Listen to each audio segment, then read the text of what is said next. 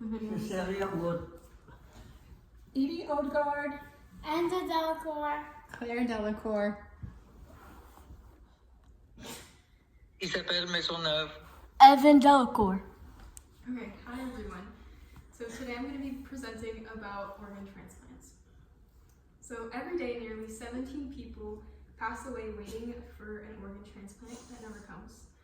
But one donor can save as many as 8 lives. So today I'm going to inform you about one of the most life-changing innovations in the world, which is organ transplants.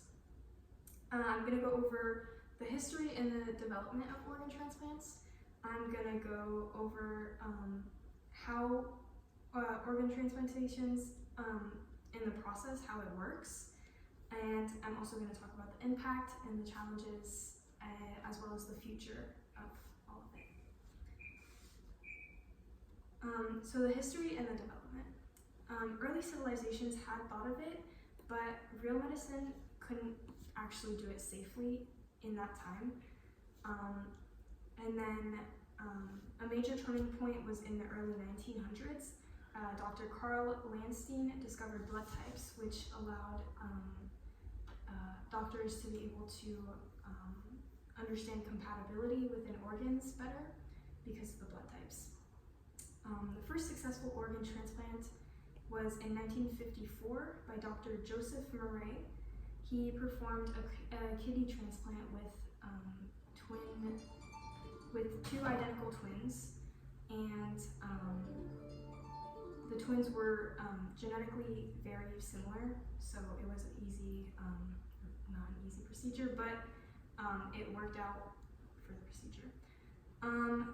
In 1967, Dr. Christian Bernard was the first to perform a heart transplant, and this was performed in South Africa. Unfortunately, the patient did die after 18 days, but this proved to society that transplants were a real thing and they could happen.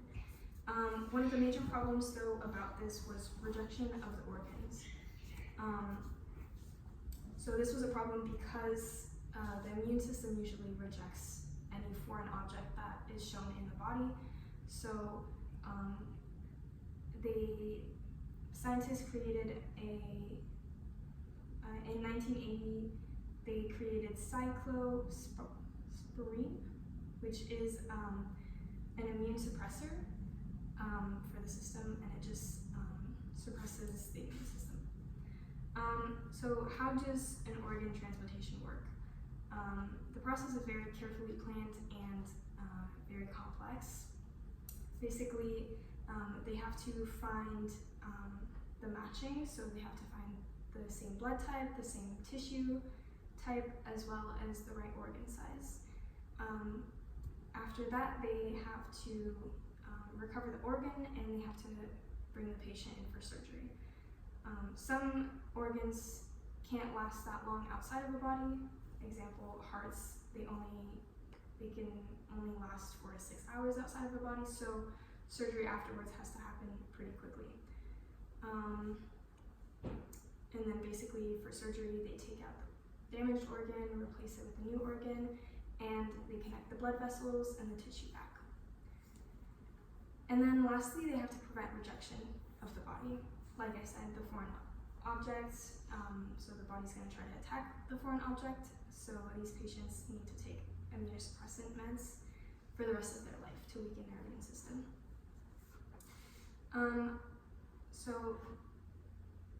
Organ transplants have had big impacts on the world.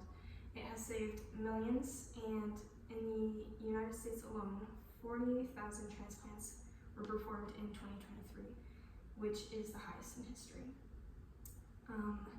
Some of the challenges that we have seen is that 100,000 people in the US are still waiting for transplants, and like I said, about 17 people pass away per day because they don't have that.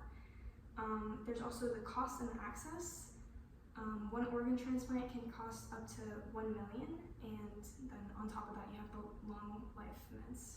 That costs a lot. And then the last problem was the ethical question of who gets priority and should age, lifestyle, and income matter in it all. So for the future, it is hopeful that we have new science coming in. We have 3D printed organs using a patient's own cells, which would eliminate rejection of the organ because it's used with their own cells.